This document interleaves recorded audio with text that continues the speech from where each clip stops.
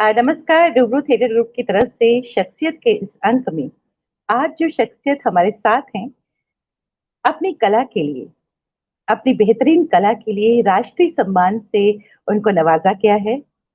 Television धारावाहिक और cinema में बेहतरीन एज अ क्रिएटिव डायरेक्टर बेहतरीन काम किया है उन्होंने। स्वागत करती हूँ बैसाखी जी का। नमस्कार। नमस्कार। नमस्कार, बहुत बहुत शुक्रिया मुझे इस मंच पे बहुत बहुत बुलाने के लिए। स्वागत। Thank you so much. और बहुत मुझे बहुत बहुत खुशी। बहुत बहुत शुक्रिया हमारे इस मंच पर आने के लिए बैसाखी जी।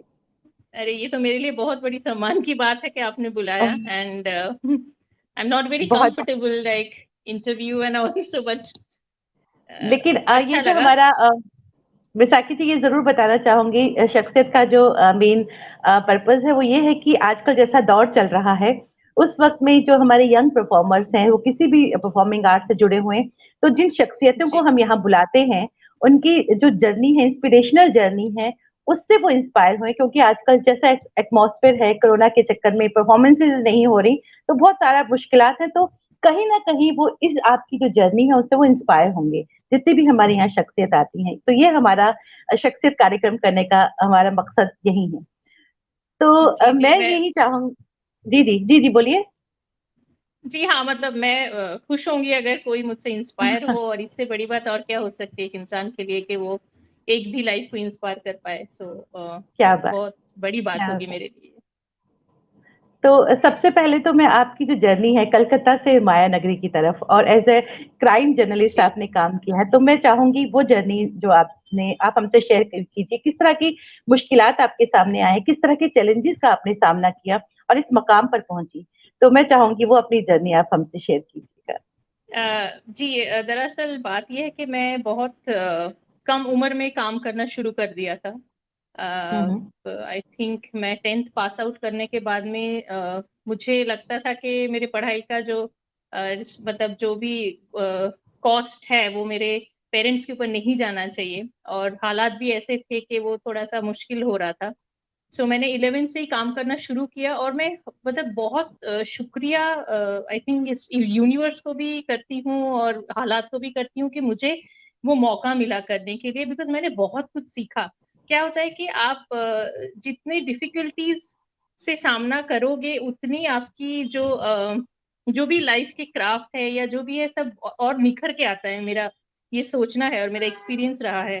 तो उसी चक्कर में मुझे काम शुरू करना पड़ा, और बहुत बहुत मतलब मैं बहुत डरी सहमी सी उस टाइम पे थी, और मुझे बिल्कुल भी आइडिया नहीं था बॉस और प्रोटोकॉल्स क्या होते हैं, ऑफिस टाइमिंग्स, बट कैसे कैसे शुरू किया और मैनेज किया। मुझे थैंकफुली बहुत अच्छे बॉस मिले थे उस टाइम पे। मैं उनको शुक्रिया कहना चाहूंगी। वो कैलकाटा के बहुत बड़े जर्नलिस्ट में से माने जाते थे, अभी भी है, कृष्ण प्रियो दासगुप्त करके। सो उन्होंने मुझे बहुत सिखाया, बहुत डांटते थे, बहुत मतलब डराते थे मुझे बट अच्छे के लिए वो हुआ। एंड हाँ, जैसे कि आपने बोला, मैंने क्राइम जर्नलिज्म से शुरू किया, और बहुत आसान नहीं था ये जर्नी मेरे लिए, डिफिकल्ट था। क्योंकि हम लोग एक्चुअली सोसाइटी के अलग अलग मुद्दों को उठा के उसके ऊपर एक डिबेट करते थे, ऑन लोकेशन जाके इंटरव्यूज लेना। तो काफी जगह पे काफी मुश्किलों का सामना करना पड़ा। एक बार तो मतलब मरते मरते बच गए थे हम लोग। ऐसा था कि गूंस के बीच में फंस गए थे। ओह। एक ब्रेकिंग न्यूज कर रहे थे हम लोग इंटीरियर में, कैलकाटा से काफी अंदरूनी एक जगह थी जहाँ पे इलीगली काफी आतिशबाजियां बनाई जाती थी, और बच्चों को और औरतों को फोर्सफुली रूम में बंद करके वो बारूदों के साथ में घंटों घंटों वो लगे रहते थे, और उनको बाहर से लॉक कर दिया जाता था। And they used to make bombs and वो फुलझड़ियां जो भी हम लोग करते हैं। बट आप सोच सकते हो, एक फुलझड़ी की बात अलग है, जब आप बहुत सारे फुलझड़ी बना रहे हो उसके जितने बारूद होते हैं। मतलब मुझे वो याद है कि मैं जब कैमरा लेके गई और खिड़की से मैं बात करने की कोशिश कर रही थी, तो उन लोग पूरे बारूद से एकदम ढके हुए थे, औरतें ओह और गॉड। बच्चे, सिर्फ उनका मुंह और आंख दिख रहा था, और बारूदों से, और उसी में वो बना रहे, बांध रहे हैं। और पुलिस को पता था, सबको पता था। अभी मतलब अपना उस पे उस जी जी इश्यू बिल्कुल। पे जाएंगे, बिकॉज जो स्ट्रक्चर है और हम्म। जो सिस्टम है वो तो सबको पता ही है क्या होता है। सो बिल्कुल। एनीवे, पुलिस से भी कोई सपोर्ट नहीं मिला था हम लोगों को। एंड उस टाइम पे ऑलमोस्ट पूरी टीम को घेर लिया था उन लोगों ने कि यहाँ से निकलने ही नहीं देंगे, क्योंकि वो लोग नहीं चाहते थे कि ये बाहर जाए ऐसी स्टोरी के घर घर पे ऐसा हो रहा है। सो वो काफी डिफिकल्ट एक इंसिडेंट था मेरे लाइफ का, जिससे मैंने बहुत कुछ सीखा। मतलब एक जो डर होता है ना कि किसी भी ऐसे सिचुएशन या मौत जब सामने होती है और आप क्या करोगे आपको पता नहीं है, वो एक्सपीरियंस किया था उस दिन, और बहुत कम उम्र में एक्सपीरियंस किया था। तो आई थिंक तब से मेरा कोई भी डिफिकल्टीज या मतलब बहुत ज्यादा कुछ अगर आपके सामने मुसीबतें आ जाए, उससे डर लगना मेरा खत्म हो गया था। सो वो एक बहुत अच्छी बात थी, उससे मैंने जो सीखा। और मैं बिलीव करती हूँ कि कोई भी सिचुएशन से वर्स सिचुएशन से भी आप कुछ ना कुछ सीख सकते हो।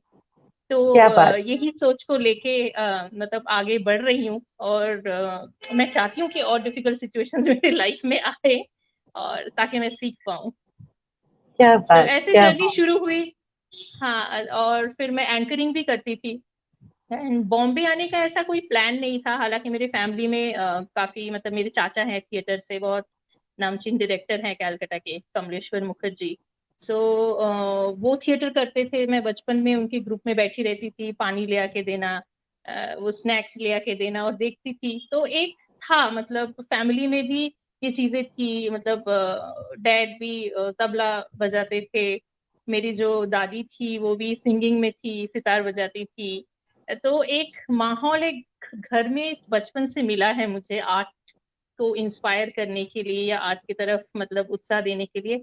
तो धीरे धीरे फिर पता नहीं, मैं अच्छा खासा वहां पे काम कर रही थी, और ग्रेजुएशन मैंने कंप्लीट किया कलकत्ता में। एंड आई थॉट के यहाँ पे तो किया है, बट एक सपना था मतलब कि बॉम्बे जाना, बॉम्बे का वो काम करना, कुछ बड़ा करना, ताकि लोगों के और सामने कुछ अच्छा काम लेके आ पाए। तो वो सोच के साथ में आ गई, कुछ पता नहीं था यहाँ पे। और फिर थोड़ी कठिनाई के साथ में शुरू हुई, बट धीरे धीरे, हाँ धीरे धीरे काफी सीखा। और फिर आई थिंक आप अगर डिटरमाइंड हो कोई चीज को लेके, आपको करना ही है, तो कोई भी चीज आपको रोक नहीं सकती है। तो रुकावटें काफी आई, बट आई थिंक मुझे रोक नहीं पाया। तो आगे क्या बढ़ते बात। चले गए हम। क्या बात। क्या बात। एक तो इतनी कम उम्र में आपने काम करना शुरू किया, और एज ए विमेन जी आपने जी। क्राइम जर्नलिस्ट आपने किया, और उसके बाद जो आपको कितनी मुश्किलात आई, उन मुश्किलातों का आपने डट कर सामना किया, ये बहुत बड़ी बात है। जितने भी स्पेशली जो फीमेल हैं, जो समझते हैं कि हम नहीं, हमारे पास रास्ते नहीं है, रास्ते खुद बनाने पड़ते हैं। और बैसाखी जी ने जो बिल्कुल। ये बात कही, बिल्कुल, ये हम सबके लिए एक इंस्पिरेशन है कि जितनी भी बाधाएं आए उनसे हमें घबराना नहीं चाहिए, रास्ते निकल जाते हैं। बहुत ही खूबसूरत। और तभी तभी आपने जो काम किया, उसके बाद आपने अपनी पढ़ाई भी पूरी की, ये बहुत बड़ी बात है। क्योंकि कई लोग हाँ पढ़ाई को छोड़ देते हैं। तो मैं आपसे ये जानना चाहूंगी कि पढ़ना कितना जरूरी है, आपकी जो बेसिक एजुकेशन है, चाहे आप किसी भी परफॉर्मिंग आर्ट में हो। मैं स्पेशली यंग जनरेशन के लिए सवाल की तरफ से आपके हम्म। आपसे ये सवाल पूछ रही हूँ कि पढ़ाई कितनी जरूरी है, जो सी बेसिक मुझे लगता एजुकेशन की है, अगर हम बात करें। हाँ, जी जी। जी बेसिक जी। एजुकेशन जो है काजल जी बहुत जरूरी है मुझे लगता है। बिकॉज हम्म। मेरे लिए तो आसान था ना छोड़ देना पढ़ाई। बिकॉज वो बिल्कुल। उसके लिए मुझे बहुत एफर्ट देना पड़ता था, मैं काफी लेक्चर्स मिस करती थी। मैंने सोशियोलॉजी में ऑनर्स किया है कैलकाटा यूनिवर्सिटी से। बट मुझे वो कोप अप मतलब कवर अप करना पड़ता था, घर पे आके काम के बाद में नोट्स लेती थी मैं दोस्तों से कि क्या हो गया, प्रोफेसर को जाके बोलती थी। क्योंकि मुझे लगता था ये जो है ना पढ़ाई, हालांकि मैं एक चीज ये बिलीव करती हूँ कि आप जो ये जियोग्राफी, हिस्ट्री, सोशियोलॉजी बोलो, इकोनॉमिक्स बोलो, हर इंसान को शायद वो उस स्टडी को लेके आगे नहीं बढ़ता है। वो शायद धीरे धीरे अपने इंटरेस्ट रियलाइज करता है किसी दूसरे सब्जेक्ट में, और फिर उस तरफ बढ़ जाता है। बट आपके लिए ये बेसिक जो ये जो एजुकेशन है ना, वो आपके डे टू डे लाइफ में बहुत काम आती है। वो आपको मतलब ये बोलते हैं ना कि सार जो है, उसका सार आपकी जिंदगी में एक आपको सही रास्ता दिखाने में, अनकॉन्शियस माइंड में भी वो आपको हेल्प करता है। इसलिए आजकल काफी लोग बोलते हैं, मैंने सुना है कि 10th के बाद में पढ़ना नहीं है, 12th के बाद में पढ़ना नहीं है। बट आई थिंक एक बेसिक ग्रेजुएशन करना बहुत जरूरी है। और स्पेशली हम लोग के जो आर्ट का जो एक इंडस्ट्री है, मतलब मीडिया इंडस्ट्री स्पेशली बोलते हैं, उसमें क्या है कि बहुत अनसर्टेनिटीज है हर इसमें, एज एन एक्टर बोलिए, एज एन टेक्नीशियन बोलिए, तो वहां पे अगर आपको पढ़ा मतलब आपका एक बेसिक एजुकेशन होगा ना, तो आप दूसरा कुछ भी काम कर सकते हो पार्ट टाइम। बट आपके पास अगर वो नहीं होगा, देन इसी कारण क्या होता है ना आजकल, डिप्रेशन, आजकल गिव अप कर देना, क्योंकि आपको समझ में नहीं आता है मैं क्या करूं, मुझे तो सिर्फ यही आता है, ये नहीं आता है तो दूसरा कोई जरिया नहीं है मेरे पास में। तो आपके पास एडुकेशन होगा तो वो दूसरा जरिया आपके पास होगा, ये मैं बिलीव करती हूँ। मैं इसलिए चाहती हूँ कि लोग एटलीस्ट ग्रेजुएशन तक तो कंप्लीट करें, उसके बाद में जो करना है वो अपने हिसाब से कर सकते हैं। बिल्कुल सही कहा आपने। और फिर आप मुंबई आई और अपने मुंबई में बहुत सारे जो मकबूल फेमस सीरियल्स हैं उनमें आप एज क्रिएटिव डायरेक्टर रही, चाहे वो हम पांच हो या जी। छोटी बहू हो। इतने खूबसूरत सीरियल्स, और शन्नो की शादी, नामकरण, इतने खूबसूरत सीरियल्स में आप एज क्रिएटिव डायरेक्टर रही। तो कैसा अनुभव रहा, हम चाहेंगे कुछ आप हमारे श्रोताओं के साथ, व्यूअर्स के साथ शेयर कीजिएगा। जी। हम सो पांच तो बहुत टीवी का खूबसूरत था। हाँ, हम पांच की मैं एक्चुअली सेकेंड वाला जो सीजन था, एंड एंड में थी बालाजी में, तब मैं काम कर रही थी। एंड उसके बाद में मैं, हाँ, छोटी लेफ्ट राइट लेफ्ट किया, फिर छोटी बहू किया। तो टीवी एक अलग ही युद्ध है, आप ऐसे देखा जाए तो, जो युद्ध आपको रोज लड़ना पड़ता है। बहुत डिफिकल्ट होता है टीवी में, बहुत चैलेंजेस का सामना करना पड़ता है, बट आप बहुत कुछ सीखते हो। मतलब बहुत सारे लोग मुझसे पूछते हैं कि आपने टीवी से शुरू किया, अभी आप फिल्में भी कर रहे हो, तो मतलब टीवी को ना एक नीचे नजरिए से देखा जाता है कि अभी टीवी नहीं करना है ना। मैंने बोला क्यों नहीं करना है? आई थिंक आपको अगर क्रिएटिव कुछ करने की चाह है, इच्छा है, जरिया कुछ भी हो सकता है, उतना ही शिद्दत से आप करोगे। बट टीवी में क्या है कि टीवी में रेगुलर है, मतलब डेली आपको 15 मिनट 20 मिनट फुटेज देना पड़ता है। डेली एक सेटअप है, एक 80 90 लोगों के साथ में काम करना पड़ता है। डेली का आपको एपिसोड देना पड़ता है, तब जाके लोग देखते हैं, फिर इतना फेमस होता है सीरियल। तो वो डे नाइट का एक काम चलता रहता है। मतलब मुझे याद है छोटी बहू के टाइम पे मैं हार्डली 3 से 4 घंटे सोती थी, कभी कभार वो भी नहीं सो पाती थी। ओह। अम, तो काफी डिफिकल्ट रहा है, हाँ, बहुत डिफिकल्ट था, बिकॉज वर्क प्रेशर बहुत ज्यादा रहता है। एज अ क्रिएटिव आपको क्या करना पड़ता है, आप स्क्रिप्ट में भी इन्वॉल्व होते हो, आपको शूट का भी देखना पड़ता है, आपको एडिटिंग का भी देखना पड़ता है। तो मैं शूटिंग खत्म करके रात को 2 2 3 3 बजे एडिट पे जाती थी, फिर वहां से घर आती थी, तब तक स्क्रिप्ट आ जाता था मेरे पास, तो वो पढ़ के भेजना होता है सेट पे। फिर ये करते करते सुबह 9 बज जाते थे, फिर सेट पे जाना होता था, क्योंकि उस टाइम पे मतलब रेगुलर मैं सेट पे जाती थी। अभी तो थोड़ा, अब सीनियर पोजीशन पे चले जाते हो तो थोड़ा सेट पे लेट पहुंचो, या तो फिर कभी कभार विजिट करो तो भी चलता है। बट अभी तक वो मुझसे नहीं हो पाया है। मुझे लगता है कि अगर मेरी रिस्पॉन्सिबिलिटी है तो मतलब मेरी टीम तो है ही, बट मुझे जाना जरूरी है, मुझे वहां पे रह के देखना जरूरी है। तो टीवी का जर्नी काफी इंटरेस्टिंग था। मैंने बहुत कुछ सीखा, बहुत कुछ दिया मुझे, मतलब आज जो भी हूँ मैं टीवी की वजह से ही हूँ।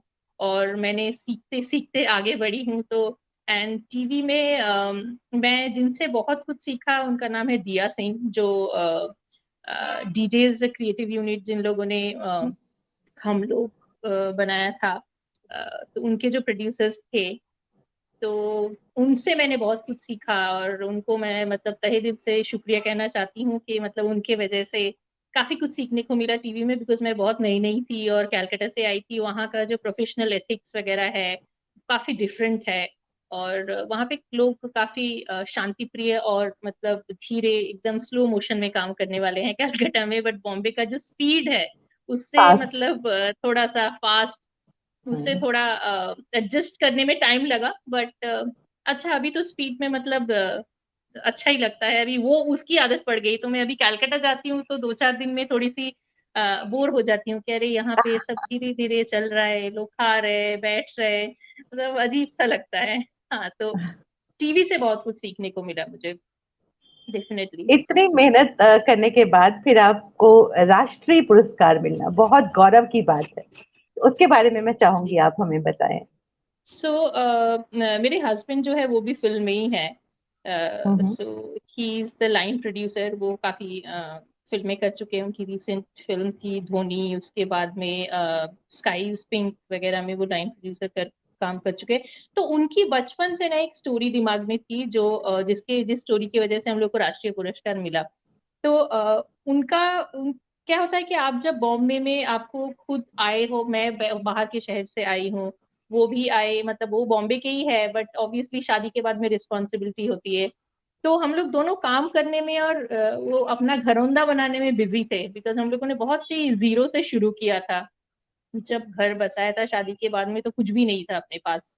मतलब थैंकफुली मॉम डैड का सपोर्ट नहीं लेके हम लोगों ने अपने बलबूते पे सब कुछ खड़ा किया। तो क्या होता है, आप पैसे कमाने में बिजी हो जाते हो, आपके बिलिंग्स आपको देने हैं, रिस्पॉन्सिबिलिटीज है, तो उस दौरान टाइम नहीं मिल पा रहा था कि उस स्टोरी को लेके कुछ करे। बट फिर हम लोगों ने एक दिन डिसाइड किया कि सब कुछ छोड़ के इस पे ध्यान देते, बिकॉज दिल से लगता था कि वो स्टोरी बोलनी चाहिए। और बहुत ही अच्छी, मतलब बहुत ही सिंपल सी स्टोरी है एक 6 साल के बच्चे की। तो उन्होंने, उनकी स्टोरी थी और मैंने फिर उनको स्क्रीन प्ले और डायलॉग्स, बिकॉज वो बंगाली में है, तो और मेरे हस्बैंड जो है महाराष्ट्रियन है, तो हम लोगों ने मिलके उसको लिखा एंड देन अपनी जितनी भी सेविंग्स थी उससे वो फिल्म बनाया कैलकाटा में जाके। और ऑब्वियसली गाड़ी खरीदना था, बट सोचा कि गाड़ी से ज्यादा ये जरूरी है अभी, क्योंकि बहुत सालों से कोशिश कर रहे हैं, ये स्टोरी बतानी चाहिए सबको, सबके सामने आना चाहिए। तो और सबने बहुत सराहा, मतलब बहुत ही अप्रिसिएशन मिला हम लोगों को स्टोरी के लिए। बहुत अच्छी बात है, मतलब इतनी मेहनत और जो कन्विक्शन था वो फाइनली सक्सेसफुल हुई। और हाँ, राष्ट्रपति पुरस्कार मतलब वो तो जिंदगी भर का एक लाइफ टाइम एक्सपीरियंस और अचीवमेंट है। तो बहुत ही मैं सबको, मतलब जो हम लोग के आसपास उस टाइम थे सपोर्ट करने वाले दोस्त, फैमिली मेंबर्स, और काफी सारे मेरे दोस्त भी है जो इन प्रोसेस में हम लोग को हेल्प किया। बेसिकली उनमें से समता सागर जी है, गोपी देसाई जी है, तो सब लोग हेल्प करते थे, गाइड करते थे, एंड फाइनली वो अचीवमेंट आई अपने पास। तो ये थी क्या बात। हीरो, स्टोरी का नाम है हीरो पार्टी। सो बहुत ही अच्छी छोटी सी सिंपल सी स्टोरी है। आई होप आप लोग जल्दी देख पाएंगे उसको, हम लोग कोशिश कर रहे हैं उसको कुछ रिलीज करने का। अ, बहुत ही इंस्पिरेशनल बात ये है कि एक तो जो आपकी शुरुआत हुई है, आपने किस तरह से शुरुआत की, डट कर और मेहनत के साथ। बीइंग ए वुमेन आपने वो कर दिखाया जो कई लोग कहते हैं कि बहुत मुश्किल है, आपने वो कर दिखाया। उसके बाद जब आपने जो आप बात बता रहे हैं कि आपको राष्ट्रीय पुरस्कार मिलना बहुत आसान नहीं होता, उसके पीछे जो आपकी मेहनत रही है वो तो दैट इज सो इंस्पिरेशनल कि आपने किस तरह से कुछ नहीं देखा, अपनी सारी सेविंग उसमें लगा दी, ये बिना सोचे समझे कि आपको अवार्ड मिलेगा या नहीं मिलेगा। लेकिन आपका काम इतना खूबसूरत था कि आपको ऊपर वाले ने भी उस अवार्ड से नवाजा। ये बहुत बड़ी बात है, और ये जरूर कहना चाहूंगी जितने भी हमारे यंगस्टर्स हैं कि मेहनत कभी भी जाया नहीं जाती, कभी भी बेकार नहीं बिल्कुल, जाती। बिल्कुल। और मैं ये बोलना चाहूंगी कि कर्म कर और फल की चिंता मत कर, ये गीता में भी कहा गया है। ये और जब हम ये लोगों ने तो मैं आपको किया यहाँ रुकना चाहूंगी इसलिए जी जी क्योंकि मेरी जिंदगी का फलसफा यही है, काम कर और फल की चिंता मत कर। ये मेरा वन लाइनर है। ओ गॉड जी, कैरी ऑन, कैरी ऑन, जी जी। कैरी ऑन तो प्लीज। ये जी बहुत आसान रास्ता तो नहीं है, थोड़ा डिफिकल्ट है, बट आई थिंक जी। पेशेंस चाहिए होता है इस रास्ते पे चलने के लिए। कभी कभी थोड़ा सा टाइम ज्यादा लग जाता है, बट वो फल मिलता ही है। और आपको फल की एक्चुअली चिंता नहीं करना चाहिए, बिकॉज जहां जहां पे मैंने देखा है, मैंने फल की चिंता करके काम की है ना, वो काम उतना ज्यादा नहीं आगे बढ़ पाया है जो बिना फल की चिंता किए किया है। वो होता है ना कि आप दिल से सुनो और उस रास्ते पे निकल पड़ो, बस वही करना बिल्कुल। चाहिए। बहुत ज्यादा कैलकुलेट करके लाइफ मैं जीने में बिलीव नहीं करती हूँ। और मैं चाहती नहीं हूँ कि बिल्कुल। मतलब मैं विश्वास करती हूँ कि बहुत ज्यादा बिना कैलकुलेशन की लाइफ जो होती है ना, वो आपको बहुत कुछ सिखाता है, बहुत कुछ दिखाता है, बहुत कुछ दिलाता है। तो उस बिल्कुल। लाइफ पे चलने का अलग मजा है। बिल्कुल। हमारे साथ बहुत सारे व्यूअर्स जुड़ चुके हैं, तो उनके नाम लेना चाहूंगी। अय्याज आरिफ साहब जो है जी, कश्मीर से हमारे साथ जुड़े हैं, और खुद मीडिया कर्मी हैं, बहुत खूबसूरत सीरियल्स नमस्कार। और थिएटर से जुड़े हैं। ये निखिल हमारे साथ जुड़े हैं, वो उन्होंने लिखा ओ है कि बहुत हिम्मत है आप दोनों के पास। और वो लिखते हैं कि on the set she hi is very Nikhil. स्पेक्ट। वो लिख रहे हैं कोई दोस्ती नहीं सेट पे। और निखिल, नीरज। निखिल को थैंक्स बोलना चाहूंगी, बिकॉज निखिल की वजह से आज इस मंच पे मैं हूँ, और ऑब्वियसली बिल्कुल। आपके, और क्योंकि बिल्कुल। उन्होंने बिल्कुल। इंट्रोड्यूस कराया।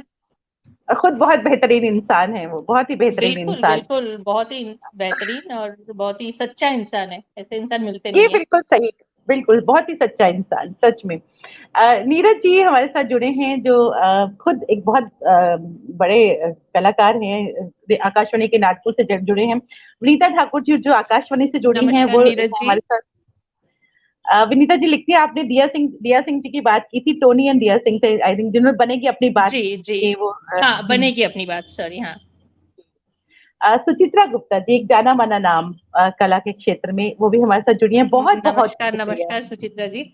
इतने सारे अ, मतलब जाने माने लोग से मतलब मिलने का मौका मिल पा रहा है एक ही मंच पे, बहुत बड़ी बात है मेरे लिए। मैं बहुत बहुत आभारी हूँ, सच में। अ, थैंक यू। ऋषि शंकर उपाध्याय जी हमारे साथ जुड़े हैं, जो संगीत के क्षेत्र से हैं। राजीव जी हमारे साथ जुड़े हुए हैं।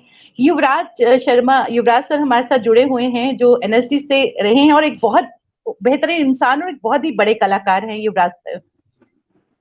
सरला जी हमारे साथ नमस्कार जुड़ी युवराज हुई जी। हैं। सरला जी हमारे साथ जुड़ी हैं। अशोक जी हमारे साथ जुड़े हुए हैं, बहुत बहुत शुक्रिया। पंकज हमारे साथ जुड़े हैं। सुमन जी हमारे साथ जुड़ी हैं, जो स्पिक मैके की डायरेक्टर हैं। वो हमारे साथ जुड़ी हैं। बहुत सभी व्यूअर्स का बहुत बहुत शुक्रिया, दिल से शुक्रिया। रश्मि जी हमारे साथ जुड़ी हुई हैं, बहुत बहुत शुक्रिया हमारे साथ जुड़ने के लिए। और एक बार फिर से बताना चाहूंगी बैसाखी जी के लिए कि इतनी मेहनत करके ये जिस मकाम पर पहुंची हैं और राष्ट्रीय पुरस्कार से सम्मानित हुई हैं, उस राष्ट्रीय पुरस्कार को हासिल करना बहुत आसान नहीं था। उसके पीछे जो उन्होंने अपनी मेहनत बताई है वो वाकई, और जो उन्होंने एक लाइन बताई कि कर्म करते चलो फल की चिंता मत करो, ये सबके लिए है कि अगर आप फल फल का अगर काम किसी मोटिव के साथ करोगे, उसको कोई उसका कोई वो नहीं मिलता, उसकी कोई सक्सेस नहीं मिलती। आप कुछ कहना चाहेंगी? अ, इस बात पे। मैं इसी इसी के बाद में जो आपकी मैंने लाइन मैंने कहा कि मैं भी इसमें बिलीव करती हूँ कि काम करते चलो फल की चिंता मत करो। जी जी जी। और खास तौर अभी पर हाँ जी, बोलिए जी बोलिए। जी जी जी जी जी, आप बोलिए। खास तौर पर नहीं उनके नहीं, आप लिए कुछ जो सवाल। हाँ। खास तौर पर उनके लिए जो यंग परफॉर्मर्स हैं, उनके लिए आप जो ये आपने बोला, ये खुद में एक बहुत बड़ी बात है कि काम करते चलो फल की चिंता मत करो। ये बहुत बड़ी बात है, इसके जो इसका जो सब टेक्स्ट है वो खुद में बहुत बड़ा है। तो इस बारे में आप क्या कहना चाहेंगी, जो हमें देख रहे हैं, खास तौर पे यंग व्यूअर्स जो हमें देख रहे हैं, परफॉर्मिंग आर्ट से जुड़े हुए, उनके लिए आप राइट। क्या कहेंगी? जी। मुझे मतलब ऐसे लगता है कि मैं थोड़े से ओल्ड स्कूल से बिलोंग करती हूँ। हालांकि सब बोलते हैं नहीं, कि तुम ऐसा तो इतनी ओल्ड बिल्कुल नहीं नहीं है, हो। और बहुत नहीं नहीं, ऐसा सोच सोच के बारे में बोल रही हूँ, बिकॉज पिछले आप 5-6 साल में देखेंगे बहुत ज्यादा सोच में एक बदलाव आया है, स्पेशली यंग जनरेशन जो है उनके सोच में। उनको ना बहुत कम समय में बहुत ज्यादा बहुत कुछ चाहिए होता है, और बिना कुछ एफर्ट दिए। मैं ये नहीं बोल रही हूँ कि सबका वही सोच है, बट मेजोरिटी एक एक नोशन मैंने देखा है कि बहुत कम इन्वेस्ट करना है, या तो कठिनाइयों का सामना करना अगर होगा तो उससे वो लोग मायूस हो जाते हैं, उससे वो लोग गिव अप कर देते हैं। और उनको लगता है कि कम में थोड़ा ज्यादा मिल जाए तो अच्छी, मतलब इससे अच्छी बात क्या हो सकती है। ये बहुत बहुत एक्चुअली कॉम्प्लिकेटेड सोच है कि कम में ज्यादा मिलना, सब लोग यही चाहते हैं। बट ये इतना आसान नहीं होता है, मतलब उसके लिए आपको भी बहुत कुछ देना पड़ता है, बहुत कुछ करना पड़ता है।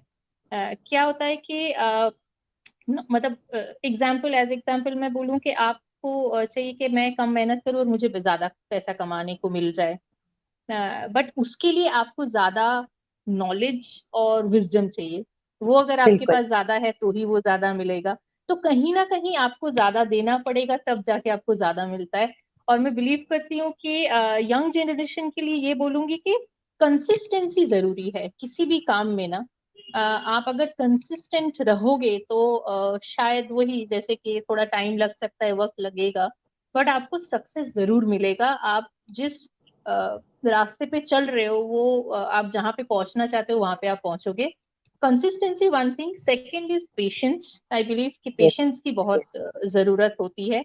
आप पेशेंस के साथ में थोड़ा सा अगर लाइफ में वेट करोगे तो आपको जहाँ पहुंचना है वहां मिलेगा। And with a calm mind, mind yes plays a major role, yes जो बहुत यस इंपॉर्टेंट है कि आज के जमाने में आप देखेंगे, अभी करंट सिचुएशन भी यही है कि चारों तरफ जो हो रहा है, जी सॉरी, जी जी जी, कोई बात नहीं, कोई बात नहीं। चारों तरफ हाँ, चारों तरफ जो भी एक केओस मचा हुआ है, एक इश्यूज, सोशल इश्यूज जो चल रहे हैं, वो it's everything is basically created from here.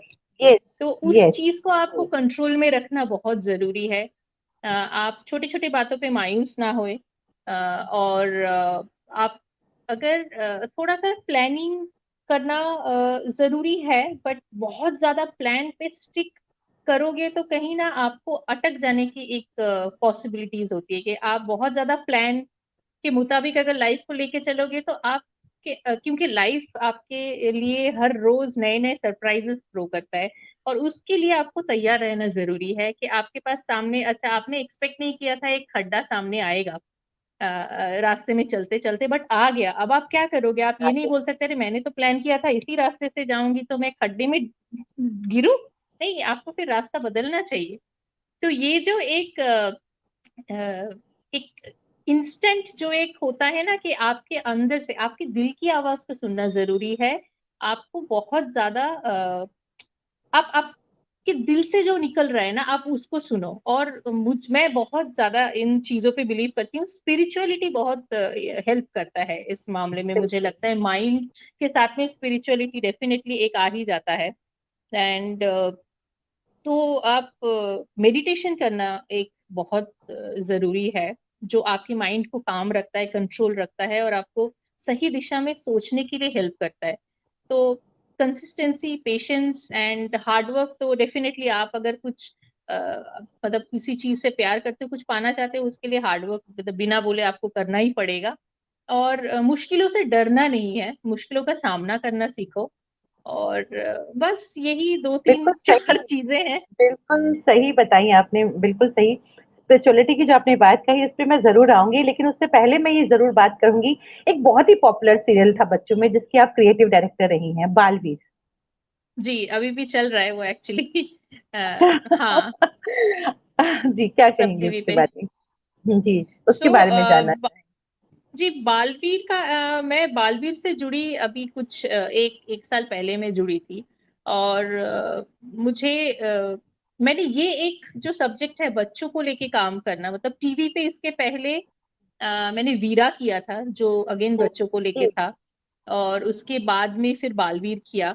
तो मुझे बहुत अच्छा लगता है, बिकॉज उनकी जो आर्ट को, मतलब जो उनकी जो आर्ट को एक रिफ्लेक्ट करने का तरीका होता है ना, वो बहुत ही इनसेंट होता है, बहुत ही मतलब पाक होता है, मुझे लगता है। और उनके साथ में काम करने में बहुत मजा आता है।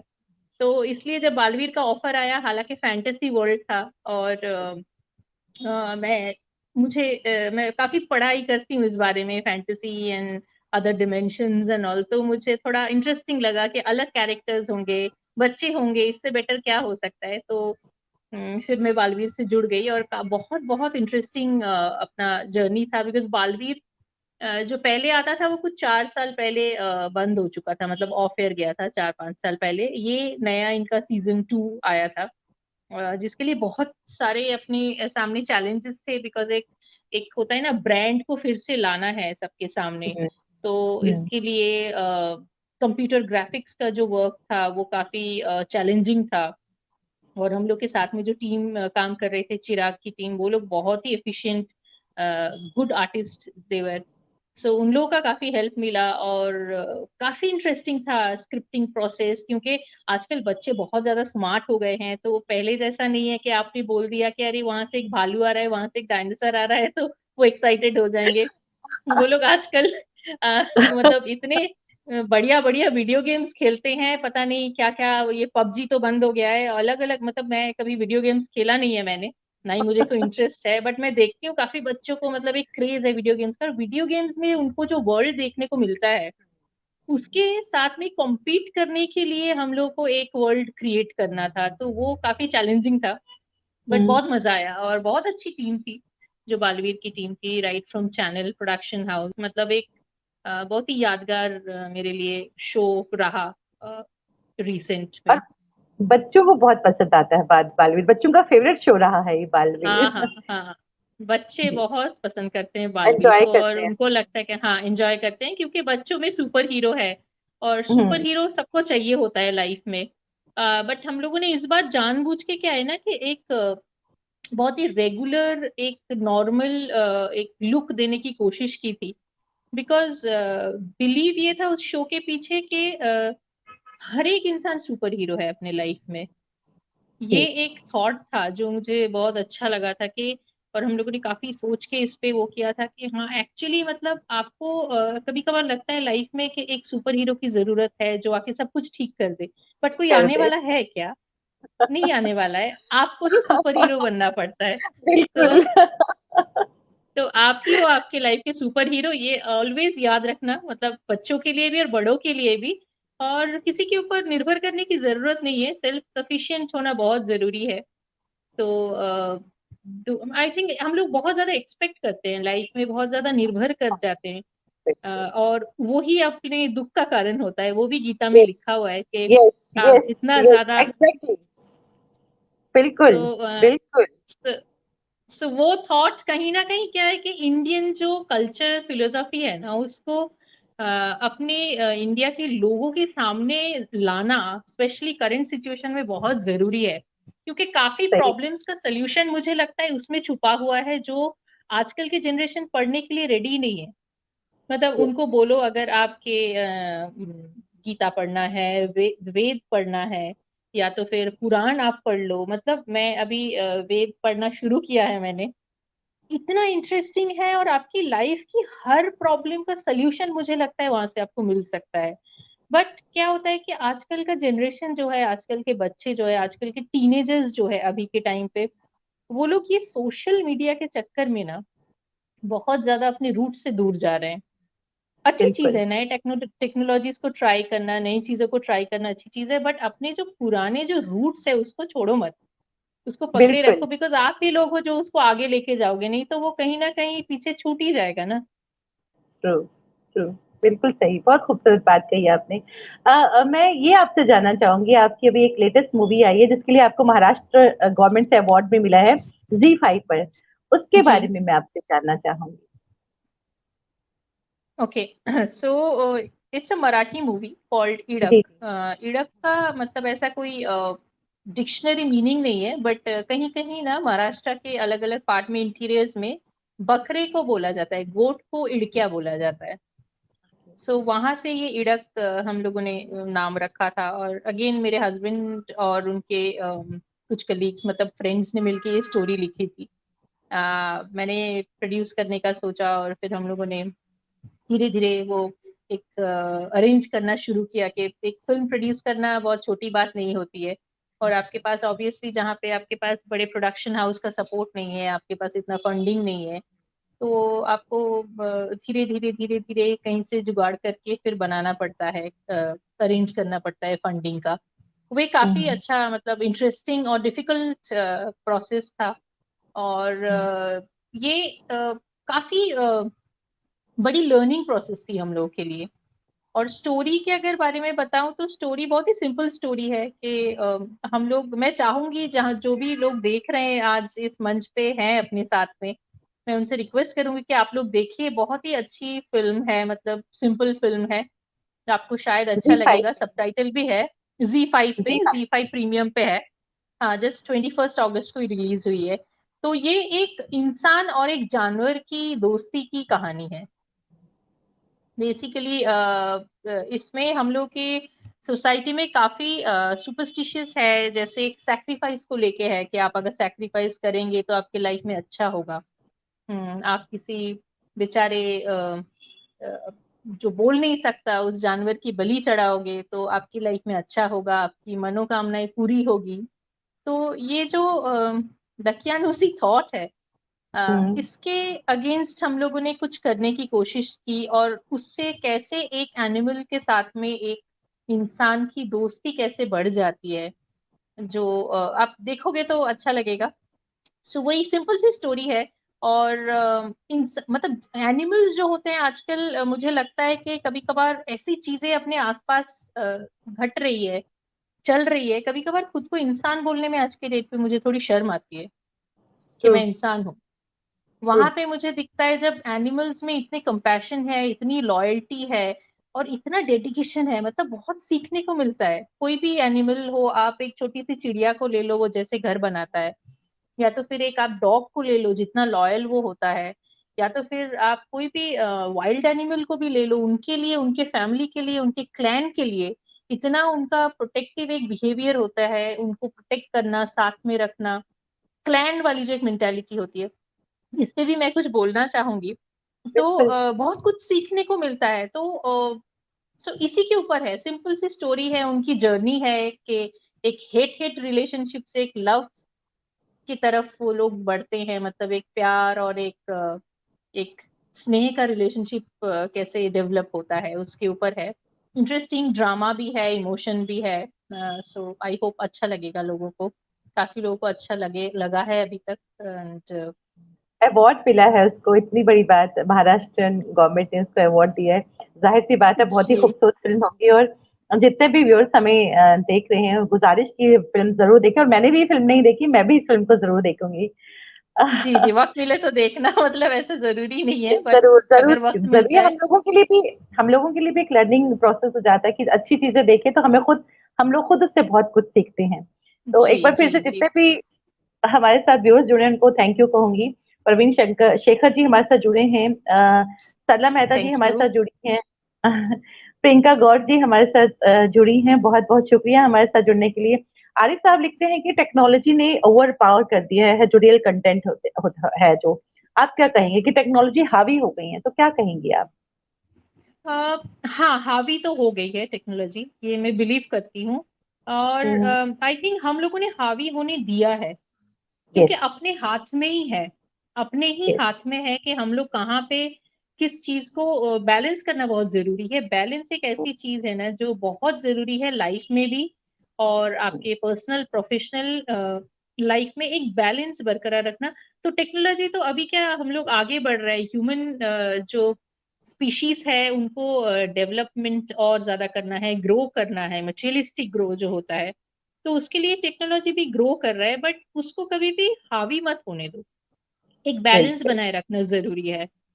और सिंपल, ये जो छोटी छोटी सिंपल स्टोरीज है ना, ये इसके पीछे बहुत बड़ा एक मतलब एक बहुत बड़ा एक क्या बोलते हैं, सर्कल है, स्टोरी है। कि ये छोटी स्टोरीज लोग देखते नहीं है, तो उससे फिर बिजनेस नहीं होता है। उनको बड़े बड़े जो कमर्शियल टेक्नोलॉजिकली साउंड जो फिल्में हैं वो अच्छी लगती हैं।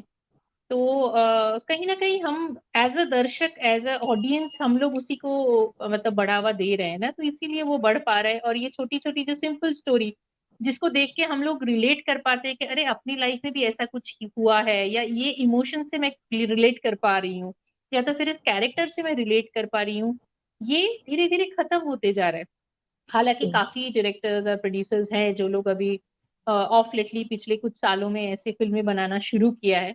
मुझे लगता है वो फिल्में हम लोग को ना ह्यूमन बनाए रखने में हेल्प करता है, इंसान बनाए रखने में हेल्प करता है, जो जरूरी है। क्या टेक्नोलॉजी में तो हम लोग तरक्की करेंगे, करते रहेंगे, बट बात। साइमल्टेनियसली ये भी बहुत इंपॉर्टेंट है। बहुत खूबसूरत बात। हमारे साथ जयदीप सिंह जी जुड़े हैं, he is a professor and he has written की बहुत ही खूबसूरत थॉट्स हैं आपकी। और जो फिल्म जिन फिल्म्स की आप बात कर रही हैं, छोटी छोटी फिल्म ही हमारे लिए इंस्पिरेशन होती हैं। बिल्कुल ठीक जी कहा थैंक सर यू। आपने। श्रद्धा हमारे साथ हैं, बहुत शुक्रिया। अमरजीत अरोड़ा जी हमारे साथ हैं, बहुत शुक्रिया। शोभना भारद्वाज हमारे साथ हैं, खुद बहुत अच्छी अभिनेत्री हैं। बहुत बहुत शुक्रिया हमारे साथ जुड़ने के लिए। तो मैं आपसे एक सवाल जरूर पूछूंगी, लेकिन उससे पहले हमारी एक रूबरू थिएटर ग्रुप की रंगकर्मी है, वो आपसे कुछ जानना चाहेंगे। रितु, आप आ जी जाइए स्क्रीन पे। जरूर। नमस्कार। नमस्कार रितु। आपकी जर्नी सुन रहे हैं, बहुत अच्छा लग रहा है, बहुत ही कुछ सीखने को मिल रहा है। Thank you Ritu. मतलब मैं काजल जी से यही बोल रही थी कि किसी को भी कुछ भी अगर सिखा पाए, मतलब मुझे लगता है कि इंसान की जिंदगी का मकसद यही होता है कि आपसे कोई कुछ सीखे, इंस्पायर हो, तो इससे बड़ी बात क्या हो सकती है। I am really really grateful कि आप ऐसे बोल रहे हैं, और मुझे बहुत अच्छा लग रहा है ये सुन के। और मैं आपसे ये जानना चाहूंगी कि एक जी डरी सहमी सी लड़की आप, और आज इस जी। मुकाम पे पहुंच गई है, तो आपको कैसा फील होता है? और साथ में ही आ, एक वाकया जो आप भुला के भी नहीं भूल पाती हैं, ओके। वो हमसे शेयर कीजिए प्लीज। जी यहाँ मैं हाँ, एक बात डरी जरूर कहना चाहूंगी, एक बात जरूर कहना चाहूंगी, डरी सहमी जी तो बैसाखी जी कभी नहीं रही। नहीं, अगर डरी स्टार्टिंग में सहमी आपने होती तो मैं स्टार्टिंग में वही बोला बोल था रही आपने। हूँ। जी, जी जी बोला जी था जी जी। उन्होंने। हाँ, मैं बहुत डरी सहमी, और मैं अभी भी मैं अगर एक बार वो, मैं कनेक्शन में बहुत बिलीव करती हूँ, किसी के साथ में कनेक्ट हो जाऊं तो मैं बहुत बात करती हूँ, और अगर नहीं कनेक्ट हो पाऊं, ज्यादातर जो नहीं कनेक्ट हो पाती हूँ तो मैं बहुत कम बात करती हूँ। और जब मैं बॉम्बे आई थी तो तब बहुत डरी सहमी थी, बॉम्बे आने के पहले भी डरी सहमी थी। और मैं बहुत कम बात करती थी, बचपन से ही बहुत ज्यादा बात नहीं करती थी, और एक्सप्रेसिव नहीं थी, थोड़ी इंट्रोवर्ट थी। बट क्या है, मैं वो इसलिए मैंने बोला कि जब मैं काम करना शुरू किया, जब मुझे जिंदगी ने चैलेंजेस पे चैलेंजेस के सामने मुझे ऐसे फेंकते रहे ना, तो वो डर निकल गया।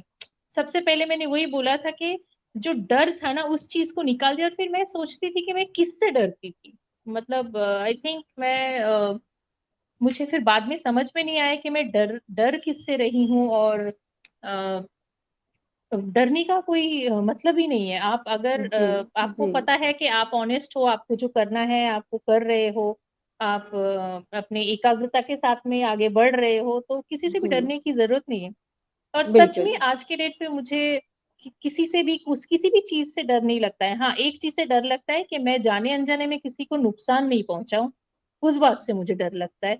मुझे लगता है कि मेरे वजह से किसी को दुख नहीं पहुंचे, उस बात से मुझे डर बिल्कुल। लगता है।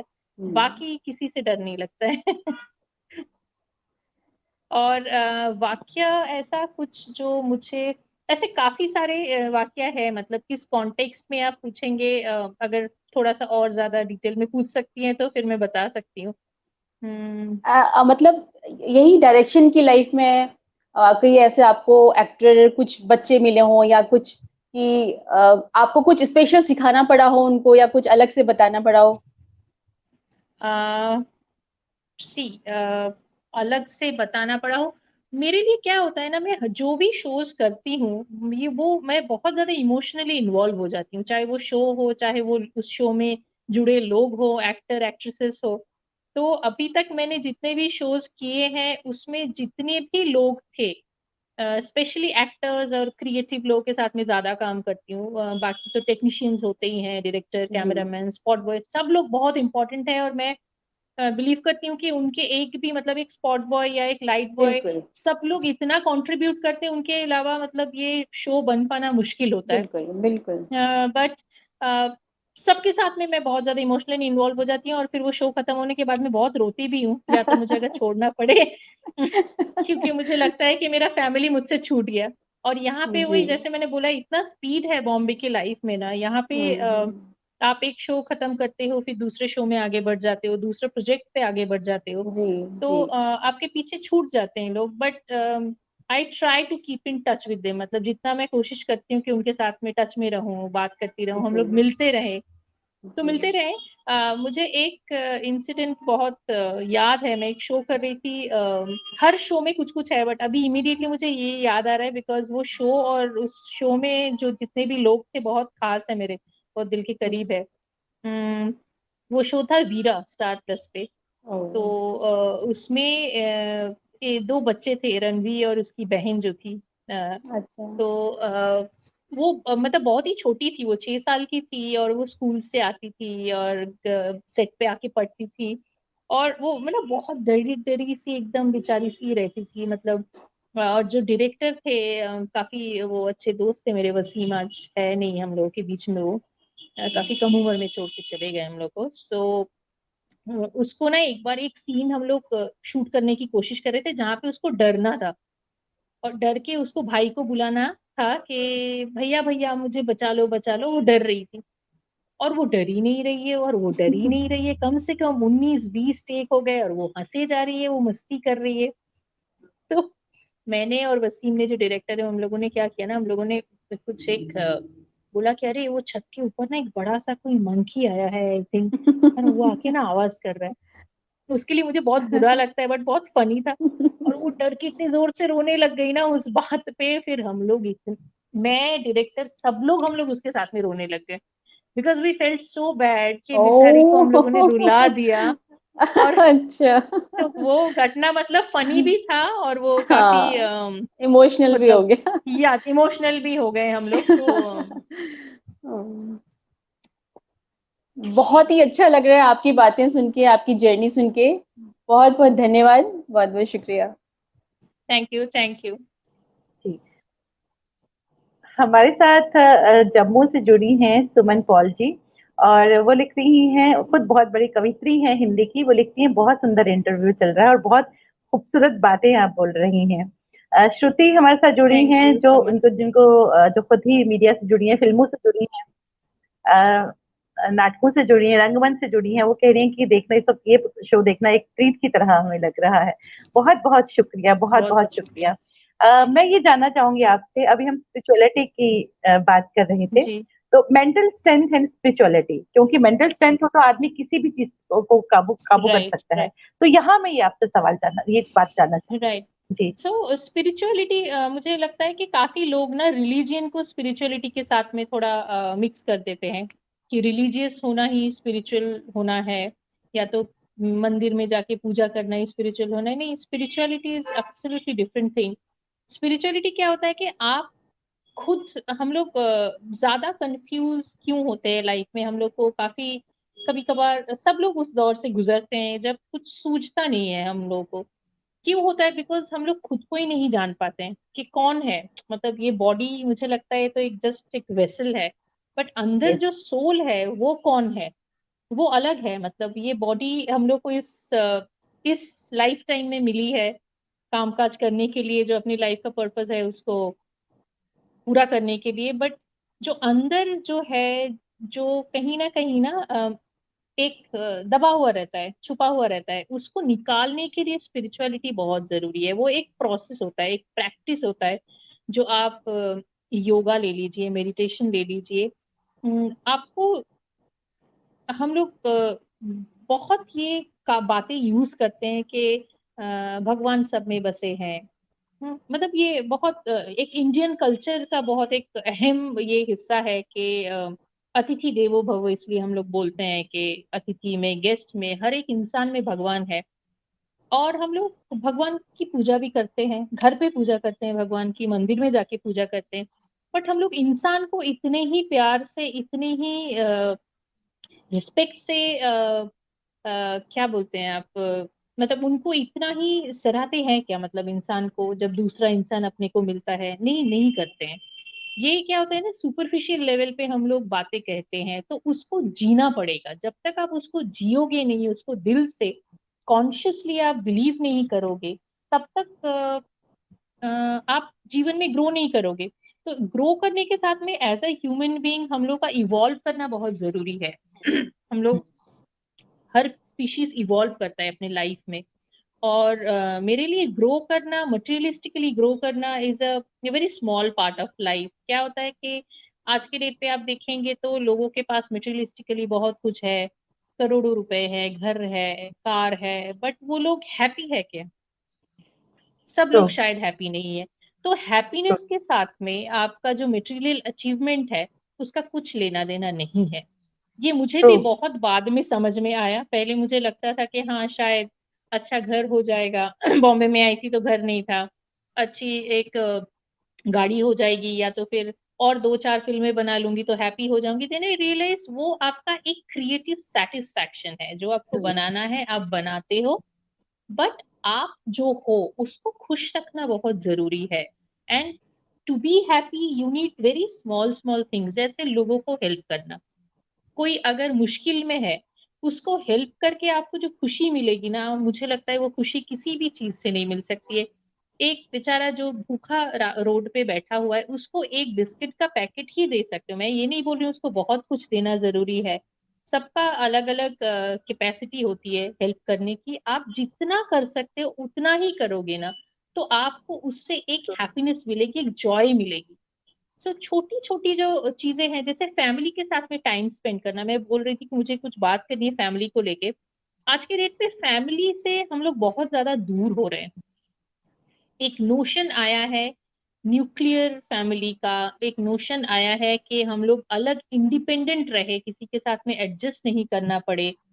मैं भी बहुत इंडिपेंडेंट माइंडसेट की लड़की हूँ, बट फैमिली के साथ में रहना बहुत जरूरी है, बिकॉज आपको ना वो बांधे रखता है, आपको टूटने नहीं देता है। ये एक मेजर प्रॉब्लम अभी बॉम्बे में और हर जगह आई थिंक चल रही है कि लोग काफी अकेले पड़ जाते हैं, अलग अलग शहर से काम करने आते हैं। रिसेंटली सोशल मीडिया पे भी काफी इस चीज को लेके कुछ दिनों से चल रहा है और एक दुखद कुछ घटना घटी है। मैं उस डिटेल में नहीं जाऊंगी बिकॉज इट्स अनदर चैप्टर, मतलब उसमें घुसेंगे तो आपको फैमिली से और दोस्तों से जुड़े रहना जरूरी है। आपको दुख हो, खुशी हो, सुख हो, आप शेयर करो। यस। क्या होता है हम लोग बहुत, और एक चीज है, आप शेयर तभी कर पाओगे खुल के जब आपको लगेगा कि सामने वाला इंसान मुझे जज नहीं कर रहा है। तो जजमेंटल नहीं होना, और ट्रू। और खुद को समझ पाना। आप जब खुद को समझ पाओगे तभी आपकी लाइफ में ये सारे चेंजेस आएंगी। आप किसी को जज नहीं करोगे बिकॉज आपको लगेगा कि मतलब मैं कौन होती हूँ जज करने के लिए, मैं कोई नहीं हूँ जज करने के लिए। और जो अंदर मेरे है, मतलब जो सोल है इंसान का, वो वो सब कुछ कर रहा है। मतलब उसको क्या है, हम लोग खाना खिलाना भूल जाते हैं। हम लोग यस। यस। मतलब शारीरिक उसको सिर्फ खिलाने में, उसको सजाने में लगे रहते हैं, बट वो जो एक पीस ऑफ माइंड है आपका, जो एक पीसफुल एक स्टेट है, और आप जहाँ पे कनेक्ट करते हैं, मुझे लगता है हर आर्टिस्ट कहीं ना कहीं एक वो आपकी जो एक सुप्रीम पावर है उससे कनेक्ट करता है अपनी लाइफ में। जो सिंगर है वो भी कनेक्ट करता है, जो आर्टिस्ट है वो भी कनेक्ट करता है।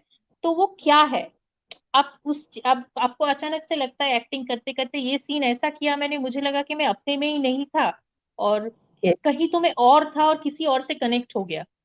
तो वो ये जो हम लोग आत्मा और परमात्मा की बात करते हैं ना, द सुप्रीम, आप यस। साइंटिफिकली बोलने जाओगे तो मतलब उसका भी एक्सप्लेनेशन है। आप स्पिरिचुअली मेटाफिजिकली बोलने जाओगे तो उसका भी एक्सप्लेनेशन है। तो वो सब एक ही है, यही आपको मतलब ये कनेक्शन बहुत जरूरी है। और मुझे लगता है कि ये कनेक्शन आप अगर कॉन्शियसली, सबके अंदर ये पावर होता है। मतलब ऐसा नहीं है कि, हाँ कुछ कुछ लोगों के अंदर ये पावर थोड़ा ज्यादा शायद होता है बिकॉज उन लोग प्रैक्टिस करते करते उस पावर को बहुत ज्यादा एक अचीव कर लेते हैं उस लेवल तक। बट अदरवाइज सबके अंदर होता है, आपको सुनना पड़ेगा। जो इंट्यूशंस होते हैं, जो इंस्टिंक्ट होता है, आपको आप सुनो। आपके अंदर से जो आवाज आती है ना, उसको आप ध्यान से सुनो, उसको इग्नोर मत करो। काफी लाइफ की चीजें अपने आप ही सुलझ जाती है उससे। तो बस यही है स्पिरिचुअलिटी मेरे लिए। मतलब अभी तो कुछ भी नहीं मुझे पता है, मुझे लगता है मैं और पढ़ रही हूँ, सीखने की कोशिश कर रही हूँ। बट अपने माइंड को कंट्रोल में रखना जरूरी है। कि हम लोग बहुत ज्यादा दुखी हो जाते हैं, कहीं पे बहुत कुछ देख जरूरी है, लिया, बहुत किसी ने जरूरी कुछ बोल दिया, दुखी हो जाते हैं। क्यों दुखी हो रहे हैं? आपके जो अंदर है वो किसी भी बात से उसको फर्क नहीं पड़ना चाहिए। ये बहुत ही योगी स्टेज है। बट मतलब इतना डिफिकल्ट नहीं है, आसान भी नहीं है, डिफिकल्ट भी नहीं है, बट अचीव कर हम्म। सकते हैं आपको अगर लगे। और आपको अचीव करना चाहिए बिकॉज आज टाइम इतना ज्यादा डिफिकल्ट होते जा रहा है। हम लोग के आसपास सिचुएशंस इतनी डिफिकल्ट होती जा रही है, हर चीज अपने को इफेक्ट कर रही है। आज की डेट पे आप सुबह उठोगे, फोन खोलोगे, फोन पे सिर्फ बुरी न्यूज़ेस ही आपको दिखते हैं। आप सोशल मीडिया पे जाओगे, वहां पे किसी की लड़ाई चल रही है, किसी का झगड़ा चल रहा है, कोई किसी को कुछ बोल रहा है। मतलब बहुत ही दुखद है ये सारी चीजें। मतलब ऐसा नहीं होना चाहिए। हम लोग एक दूसरे को, मैं इसलिए बोल रही थी कि एनिमल्स अपने क्लैन को लेके चलता है, मतलब एक दूसरे को हेल्प करता है, बढ़ावा देता है। और हम लोग यहाँ पे एक दूसरे के ऊपर मतलब दोष प्रत्यादोष लगाने में बिजी हैं। किसको नीचे गिराया जाए, किसके अगेंस्ट क्या बोला जाए, क्यों ये सब करके कुछ नहीं मिलने वाला है। आपको अशांति और ज्यादा बढ़ेगी, आपकी लाइफ की अशांति और ज्यादा बढ़ेगी। तो आप इससे दूर रहे, अपने फैमिली में बिजी रहे, अपना काम करे, और जितना हो सकता है लोगों को हेल्प करे। अपनी लाइफ का क्या पर्पस है उसके ऊपर थोड़ा ध्यान दें कि हम लोग सिर्फ खाने के लिए, काम करने के लिए और फिर निकल लेंगे, इसके लिए तो पैदा नहीं हुए हैं। हर एक इंसान की लाइफ का एक पर्पस होता है। तो उस पर्पस को ढूंढना बहुत एक इम्पोर्टेंट एस्पेक्ट ऑफ लाइफ है। और उसको ढूंढ के उस रास्ते पे चलना, उसका कुछ मजा ही अलग है। मतलब मुझे वो किक देता है। सो क्या बात, क्या बात।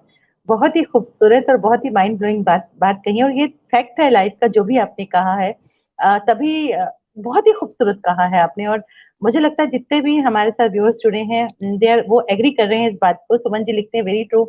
सुनीता अग्रवाल जी हमारे साथ जुड़ी हैं, वो भी बिल्कुल आपकी बात से इत्तेफाक रखती है।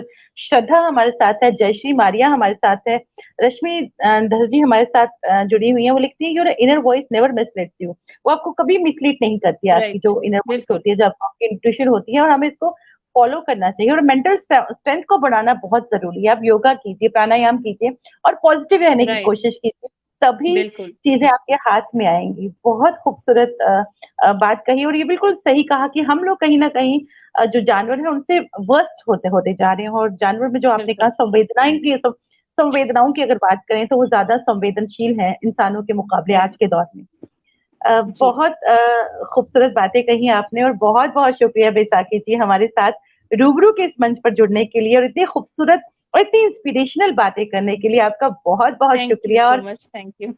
जितने भी व्यूअर्स हमारे साथ जुड़े हैं, मैं उनका भी तहे दिल से शुक्रिया अदा करती हूँ जो रूबरू के इस मंच पर जुड़े हैं। थैंक यू बैसाखी जी, बहुत बहुत शुक्रिया। थैंक यू काजल जी, मुझे बुलाने के लिए। Thank you to all the viewers.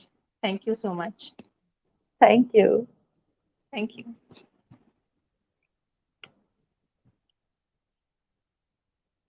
हमारे साथ जितने भी व्यूअर्स जुड़े हैं, उन सभी का मैं तहे दिल से उनका अभिनंदन करती हूँ, उनको शुक्रिया कहती हूँ।